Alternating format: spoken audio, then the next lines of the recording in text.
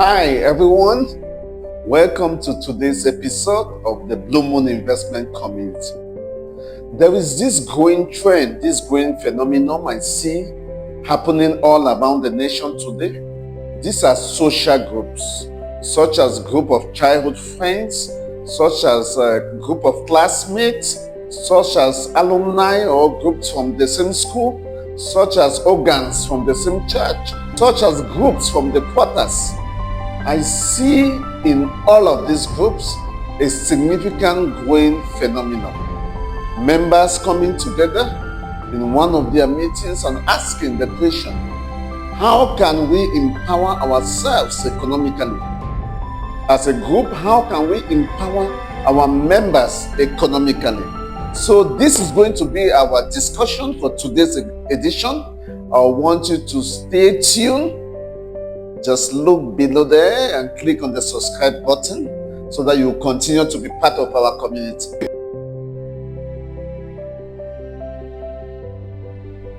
Once again, Laye Mbunkur here, and welcome right back. So in today's edition, we are talking how can we empower ourselves economically as social groups, groups of classmates, veteran clubs, and more. How can we empower ourselves economically? So when this question is often asked, the answer I get is let's start a business. Let's start a business. Maybe some will say we start a snack bar, some will say we start a cafeteria, some will say we start a gas distribution business, and so on, and the list continues. So that's the most frequent answer I get. But I'm going to be making us understand in this edition there got to be a problem in that. That option of starting a business, the option of thinking let's start a business may have an issue, may have a problem. Okay, I'm going to begin by telling us what not to do. What not to do. What not to do. Don't start a business. I will not encourage it. Don't start a business. Don't start a business. Invest rather.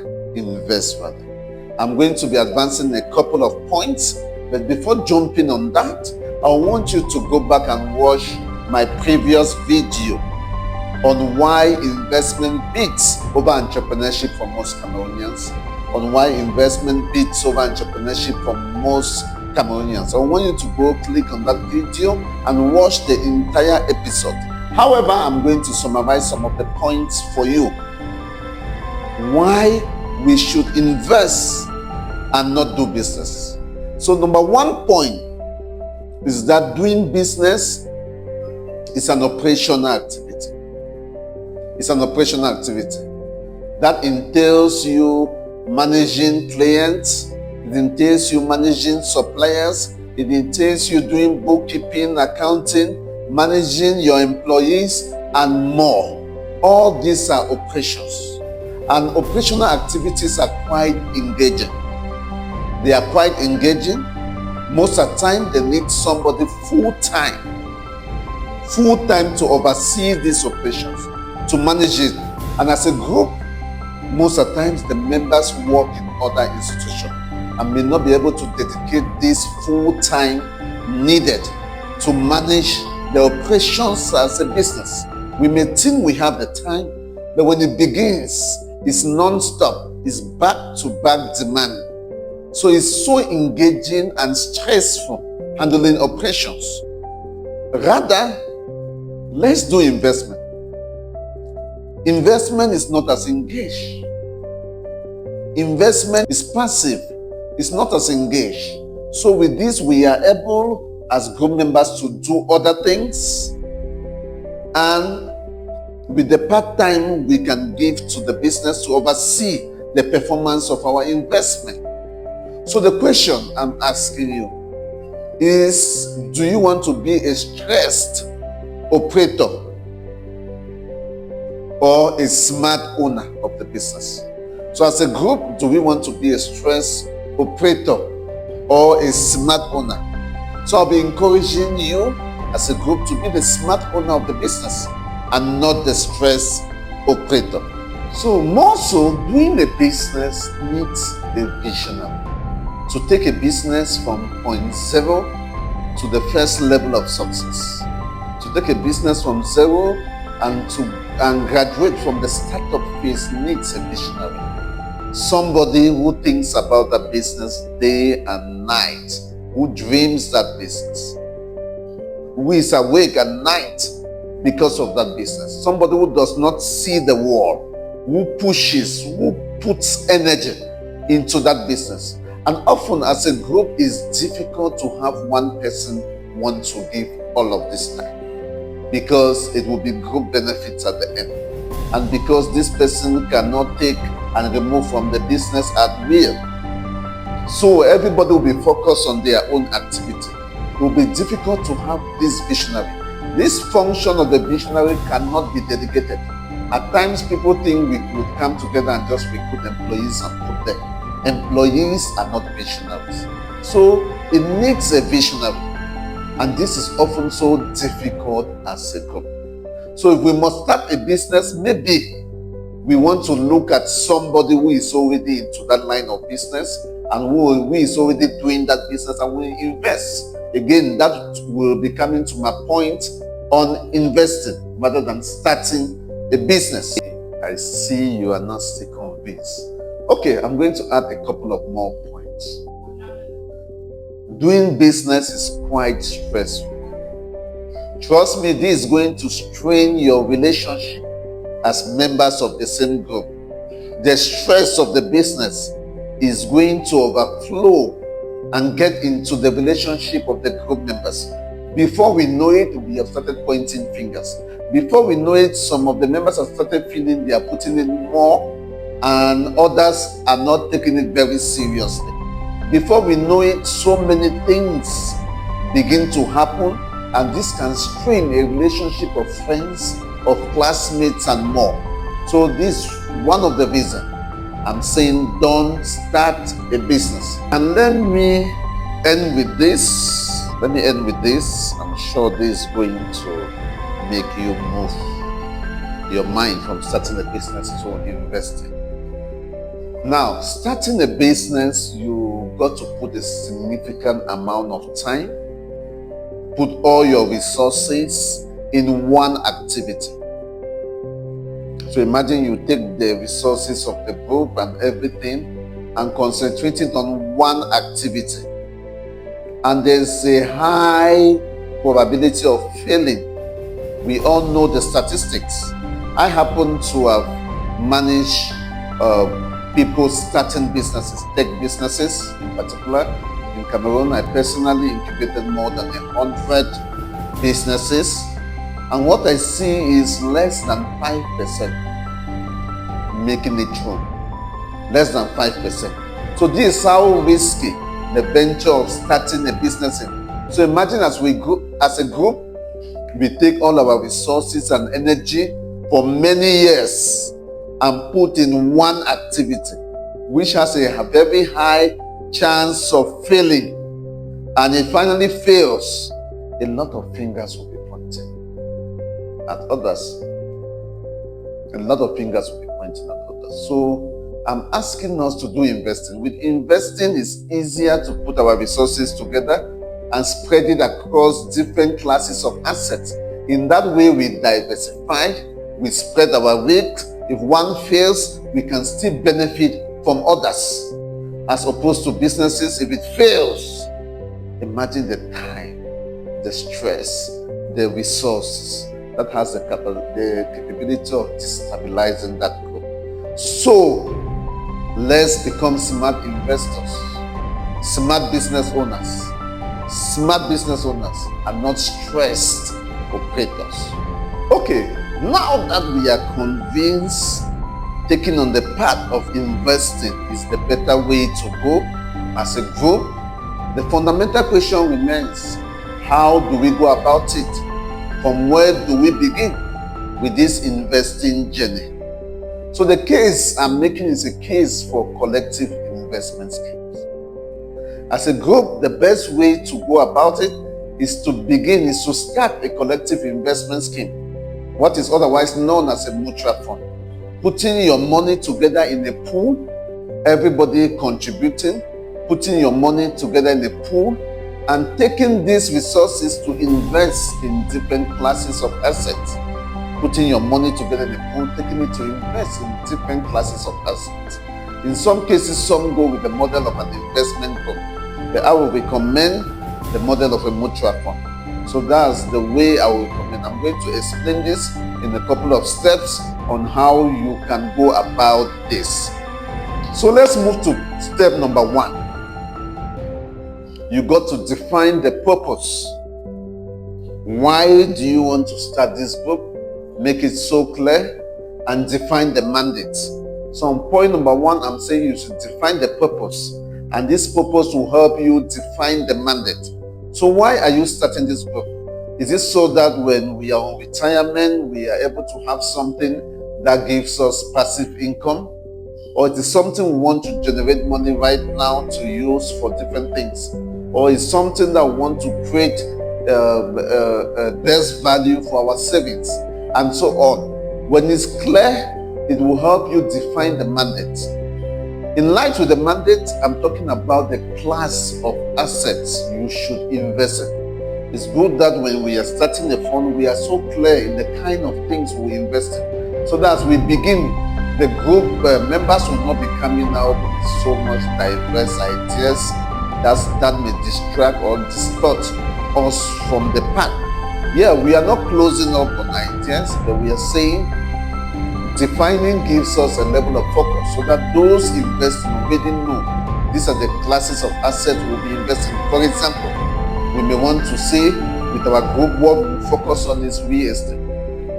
We are going to buy land, construct a building, collect rents, and share these rents based on the number of shares of every member.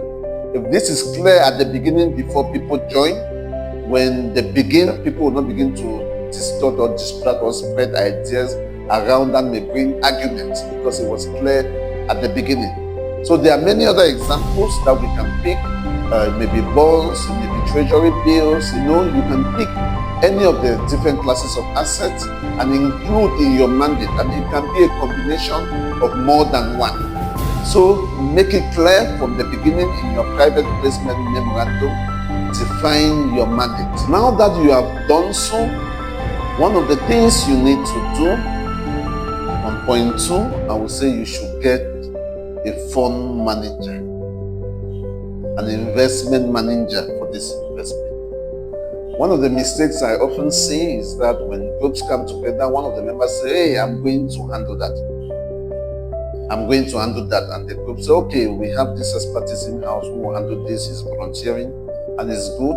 Yeah, it may seem good at the beginning, until we begin asking for reports when he's busy or he got other things to do, and he feels I was giving you guys a free service and now you are pressuring me, you got to hold on, and so on. So I don't recommend that. I recommend, even if he is to be a group member, this group member should be engaged on an agreement.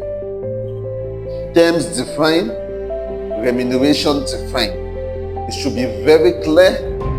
The agreement should be very clear, the reports expected, and so on. But usually I will recommend even an external party. So we have out there what we call management companies.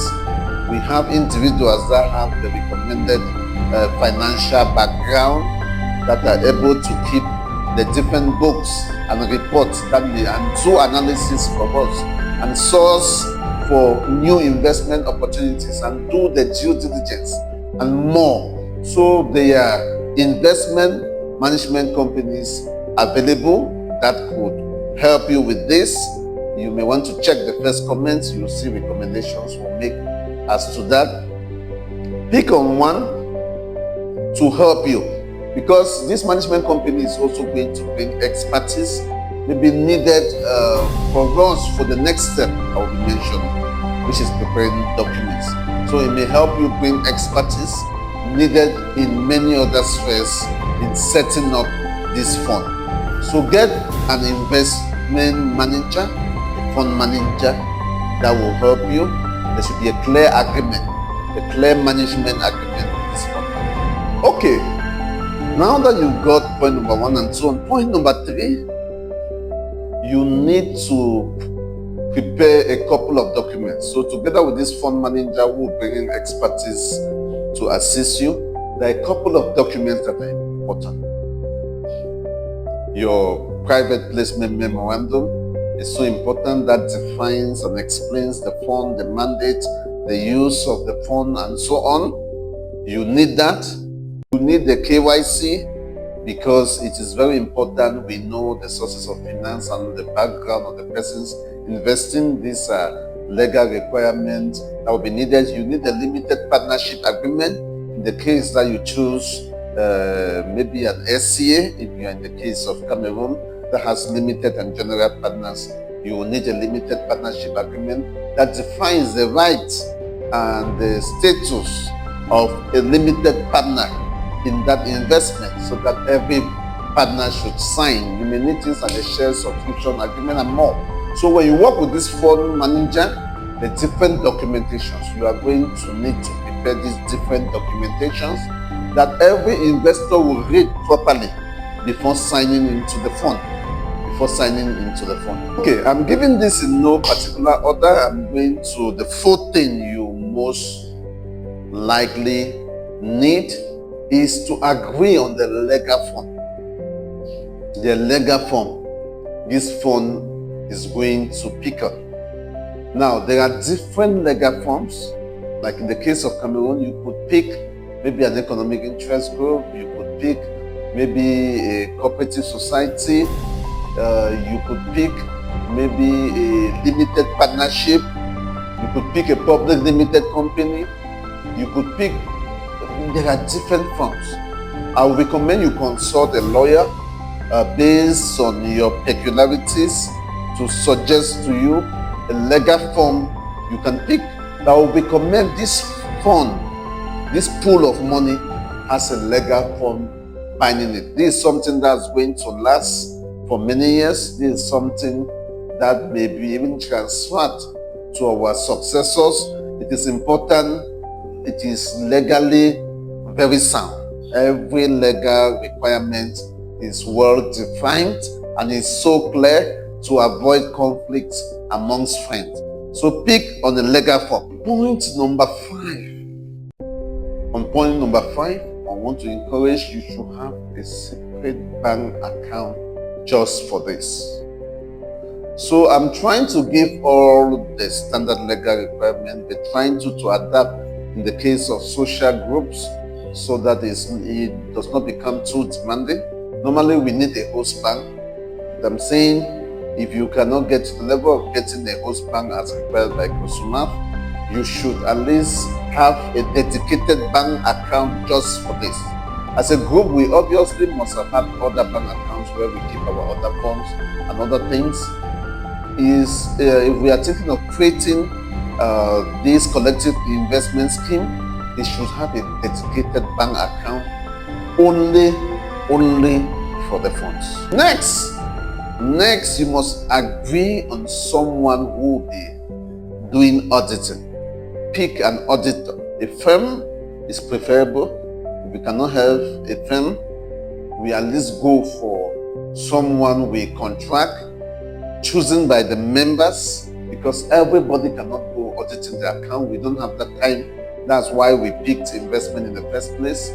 So we should agree on a third party who is going to be auditing the accounts, and the mandate of this auditor could be defined, maybe 3 years, renewable, and so on. The mandate is clearly defined. So there should be an auditor in place that audits the account every year and produce the report to the members of all the transactions and the profits we have made and everything that is happening. So there should be an auditor to audit in this case.